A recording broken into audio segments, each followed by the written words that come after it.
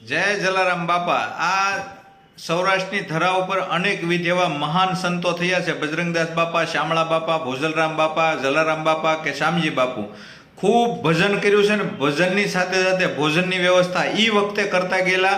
આજે વીરપુરની અંદર 200 વર્ષથી એક પણ ફદિયું લીધા વગર 18 વર્ણને માટે અન્નક્ષેત્રાલય ચાલુ છે। એક પંગતે બેસીને હજારો લાખો માણસો ભોજન કરી ચૂક્યા છે।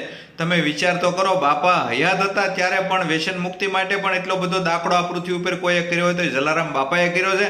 અને આપણે પણ જો ભાવથી પ્રેમથી આવા સંતોને માનતા હોઈએ ને એનામાંથી કાંઈક પ્રેરણા લેતા હોય તો આપણા જીવનની અંદર રહેલું નાનું મોટું તમાકુ, ગુટખા, બીડી, સિગારેટ, દારૂ, અફીણ, ગાંજો, સરસ જે કાંઈ વ્યસનો હોય એનો ત્યાગ કરવો જોઈએ અને એમાંથી સારી પ્રેરણા લઈ અને આપણા જીવનમાં આવા વ્યસનોના દૂષણથી બહાર આવવું જોઈએ। આવો બાપાએ પણ એ વખતે દાખલો કર્યો હતો અને આપણે પણ અત્યારે સમજવું જોઈએ। જો આ સંતોનો આપણને ભારોભાર મહિમા હોય તો એને સમજે છૂટક્યો છે। ધન્યવાદ।